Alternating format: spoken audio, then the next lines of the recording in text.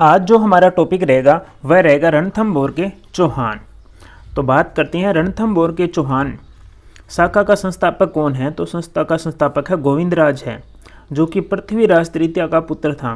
मैंने वहाँ बताया था कि आगे जाकर ये राजा बनेगा। ठीक है, तो चौहान वंश का अंतिम प्रतापी शासक की बात करें तो हमीर देव चौहान है, जो चौहान वंश के अंतिम प्रतापी शासक थे रणथंभौर चौहान के। ठीक है, तो हम हमीर देव के बारे में ही पढ़ेंगे क्योंकि यही इम्पोर्टेंट है। ठीक है, तो हमीर देव चौहान का जो शासनकाल रहा था वो 1282 से 1301 के मध्य रहा था।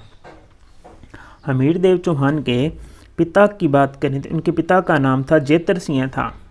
कहते हैं कि हमीर देव ने 17 में से 16 युद्धों का विजेता रहा था हमीर देव चौहान। ठीक है, इतना प्रतापी शासक था। ठीक है, तो जहाइन दुर्ग रणथंभौर दुर्ग की कुंजी, जो जहाइन दुर्ग है ना, रणथंभौर दुर्ग जो बना हुआ है उससे पहले एक छोटा दुर्ग और बना हुआ है जिसे जहाइन दुर्ग कहते हैं। तो मतलब कि रणथंभौर जो दुर्ग है उसे जीतने से पहले इनको जो जहाइन दुर्ग है उसको जीतना था। ठीक है, अब बात करते हैं आगे हमीर देव और जलालुद्दीन खिलजी के मध्य जो युद्ध हुआ है उसके बारे में बात करते हैं कि 1290 में जलालुद्दीन खिलजी जो कि जहाइन दुर्ग पर अधिकार कर लेता है। कब कर लेता है? 1290 में। और जहाइन की जो जहाइन दुर्ग है कि विजय के बाद जलालुद्दीन खिलजी का जो साहस है इतना बढ़ गया था कि उसने आगे बढ़कर जो रणथंभौर दुर्ग है ना उस पर भी घेरा डाल लिया था। ठीक है, तो अंत में क्या हुआ कि सुल्तान ने दुर्ग को घेराबंदी उठाने और वापस चलने का आदेश दे दिया था, क्योंकि काफ़ी समय हो गया था। उसने जहाइन दुर्ग तो जीत लिया था परंतु जो आगे रणथंभौर का दुर्ग है वह दुर्ग जीत नहीं पाया था। तो इसके लिए जलालुद्दीन कहता है कि जहाइन दुर्ग जीता मगर रणथंभौर दुर्ग को जीतने में असफल रहा। तो कहा कि मैं ऐसे 10 दुर्ग को मुसलमान के एक बाल के बराबर नहीं समझता। जब वो रणथंभौर दुर्ग नहीं जीत पाता है तो अंत में यही अपने मन को समझाता है और एक डायलॉग मार के चला जाता है, कहता है कि मैं ऐसे 10 दुर्ग है जो मुसलमान के एक बाल के बराबर भी नहीं समझता। ठीक है, कहीं दिया हुआ है बरनी के अनुसार कहते हैं कि जो जलालुद्दीन खिलजी है ना उसने 1292 में फिर आक्रमण किया था। बरनी के अनुसार है ये, कहते हैं कि बरनी के अनुसार 1292 ईस्वी में सुल्तान ने एक बार फिर रणथंभौर पर आक्रमण किया, अधिकार करने का प्रयास किया, किंतु इस बार उसे जहाइन में इतने ज़बरदस्त विरोध का सामना करना पड़ा कि मुस्लिम सेना को खाली हाथ वापस लौटना पड़ा था।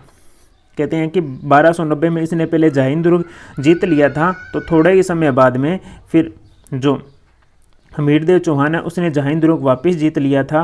परंतु फिर 1292 में जलालुद्दीन खिलजी अपनी सेना लेकर दोबारा आता है और कहता है कि अब की बार मैं रणथंभौर दुर्ग है जो जीतूंगा। ये किसके अनुसार? बरनी के अनुसार है कि मैं रणथंभौर दुर्ग जीतूंगा। परंतु इस बार है जो मुस्लिम सेना को जो जहाइन दुर्ग है वहाँ पर इतना ज़्यादा विरोध का सामना करना पड़ता है कि वो जहाइन दुर्ग है उसको ही नहीं जीत पाते, वहीं हार कर चले जाते हैं। ये तो था जो जलालुद्दीन खिलजी के बारे में हमीर देव का। ठीक है, इसके बाद में आगे आएगा शासक आएगा जो अलाउद्दीन खिलजी है, उसके बारे में पढ़ते हैं। और राजस्थान का प्रथम शाका हुआ था उसके बारे में पढ़ते हैं। देखो, बात करते हैं राजस्थान का प्रथम शाका कब हुआ था तो 1301 में हुआ था। ठीक है, तो रणथंभौर और अलाउद्दीन खिलजी का आक्रमण हुआ था। रणथंभौर पर अलाउद्दीन खिलजी का आक्रमण हुआ था तो हुआ था। इसका कारण क्या है? इसका कारण बताते हैं कि मंगोल के विद्रोही थे मीर मोहम्मद शाह और केबरू के नेतृत्व में जालोर से आ रहे थे गुजरात अभियान के बाद, मतलब जालोर से जा रहे थे, गुजरात अभियान से आए थे। ठीक है, तो उनमें से उस खेमे में से ये दोनों भागकर हमीर की शरण में चले गए थे। कहते हैं कि जो मंगोल से आ रहे थे तो मोहम्मद शाह, केबरू और केबरू ये दोनों हैं जो हमीर की शरण में आ रहे थे। गुजरात से जो सामान लूट के ला रहे थे, जालोर आए थे, उसके बाद में कहते हैं कि हमीर देव की शरण में चले गए थे। ठीक है, हमीर ने इनको लौटाना अपनी शान और मान मर्यादा के विरुद्ध समझा था और युद्ध के लिए तैयार हो गया था। कहते हैं अलाउद्दीन खिलजी ने कहा था कि इन दोनों को लौटा दो, आप मोहम्मद शाह को और केबरू को मुझे वापस लौटा दो। तो हमीर देव ने अपनी मान और मर्यादा के खिलाफ समझा और युद्ध के लिए तैयार हो गया कि मैं इन दोनों के बदले में मैं क्या है युद्ध भी कर सकता हूँ आपके साथ में। तो युद्ध के लिए जो हमीर देव चौहान है वो तैयार हो गए थे। ठीक है, हमीर हट है वो अलग ही कुछ कहता है। हमीर हट के अनुसार इस युद्ध का दूसरा कारण था कि मोहम्मद शाह को सुल्तान बेगम चिमना से प्यार हो गया था। ठीक है, तो कहते हैं कि ये मोहम्मद शाह है, जो सुल्तान की बेगम है उससे शादी करना चाहता था मोहम्मद शाह, ठीक है, सुल्तान मतलब कि अलाउद्दीन खिलजी से, ठीक है। तो मोहम्मद शाह और बेगम दोनों मिलकर कहते हैं कि अलाउद्दीन खिलजी को मारना चाहते थे, समाप्त करना चाहते थे। जब अलाउद्दीन खिलजी को इसका पता चला तो मोहम्मद शाह भागकर हमीर की शरण में चला गया था। तो कहते हैं कि जब ये इसको मारने के लिए आ रहा था, मतलब ये दोनों प्लान बना रहे थे, मोहम्मद शाह और चिमना दोनों ही मारने का प्लान बना रहे थे, तो इसको अलाउद्दीन खिलजी को पता चला तो मोहम्मद शाह है जो वहाँ से भाग गया था केबरू के साथ में। और कहते हैं कि ये दोनों कहाँ आ गए थे, हमीर के पास आ गए थे, हमीर के पास में आके शरण ली थी। ये बात कौन कहता है, तो ये हमीर हट कहता है, ठीक है। और कुछ ये कारण बताते हैं, मंगोल विद्रोही थे और वहाँ से जो आ रहे थे। कहते हैं कि अलाउद्दीन खिलजी ने बहुत बड़ी सेना भेजी थी उसके बाद में युद्ध करने के लिए, हमीर से युद्ध करने के लिए अलाउद्दीन खिलजी ने बड़ी सेना भेजी थी। उसके जो अलाउद्दीन खिलजी के सेनापति है उसके बारे में पूछा जाता है कि कौन कौन सेनापति थे। तो अलाउद्दीन खिलजी का जो सेनापति था, एक तो था नुसरत खां, एक था उलुग खां। कहते हैं कि जब युद्ध कर रहे थे तो उस युद्ध में जो नुसरत खां है वो तो मारा गया था, ठीक है, उल को मारा नहीं गया था। तो इसके बारे में पूछा जाता है, ये इम्पोर्टेंट है कि जो अलाउद्दीन खिलजी ने जो सेना भेजी थी रणथंभौर पर, ठीक है, तो उसमें कौन मारा गया था, ठीक है, तो उसमें नुसरत खां है वो मारा गया था, ठीक है। कहते हैं कि इस युद्ध में सामने से हमीर के जो सेनापति थे वो थे धर्म सिंह और भीम सिंह, ठीक है, ये दो थे। तो ये दोनों हमीर की तरफ लड़ रहे थे, ठीक है। उधर से तो हमने आपको बताया था नुसरत खां और उगुल खां, ठीक है, उलुग खां, ये दोनों लड़ रहे थे। कहते हैं कि इन्होंने जो अलाउद्दीन खिलजी की सेना है उसको हरा दिया था लगभग, तो ठीक है। फिर ये वापस लौट रहे थे तो भीम से जो पीछे छोटी टुकड़ी के साथ में आ रहा था, ठीक है, तो उसके साथ में मुगल सेना ने छल कपट से इसको मार दिया था, ठीक है। इसके बाद में ये बात हमीर को पता चलती है, ठीक है।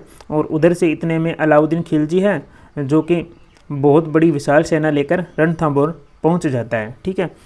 तो कहते हैं कि अलाउद्दीन खिलजी ने लगभग 1 वर्ष तक जो कि रणथंभौर दुर्ग का घेरा डाले रखा था, लेकिन उसे कोई सफलता नहीं मिली थी। 1 साल तक जो दुर्ग बना हुआ था उसके बाहर घेरा डाल लिया था अलाउद्दीन खिलजी ने, और उसको 1 साल तक भी कोई भी सफलता कहते हैं कि नहीं मिली थी।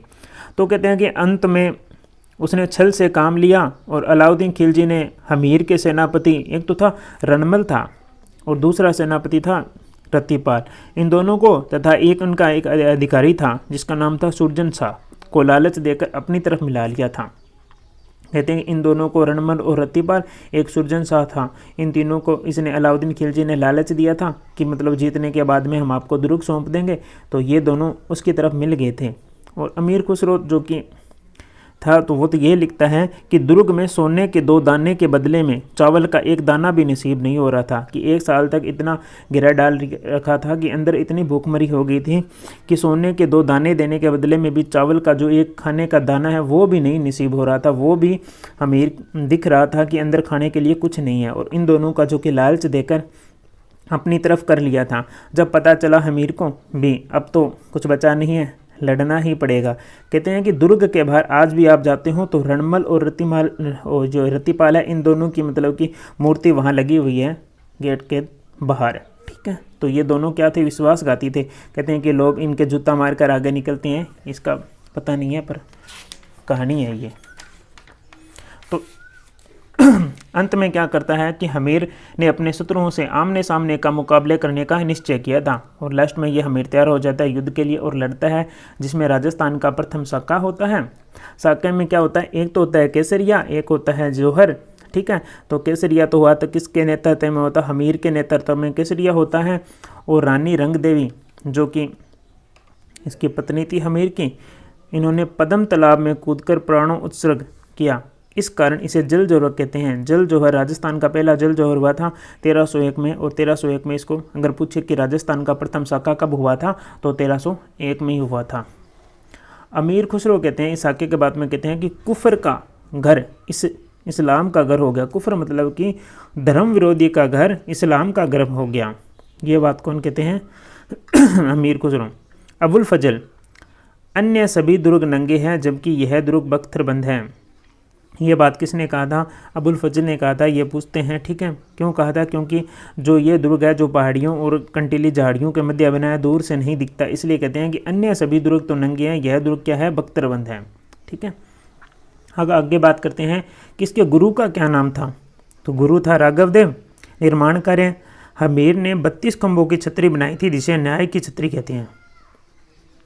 अपने पिता के जो कि जैतर हैं, उसने 32 वर्ष तक शासन किया था, उनकी याद में 32 खंभों की छतरी बनाई थी जिसे न्याय की छतरी कहा जाता है। हमीर से संबंधित पुस्तकों की बात करें तो हमीर महाकाव्य किसने लिखी थी? नयन चंद्र सूरी ने लिखी थी।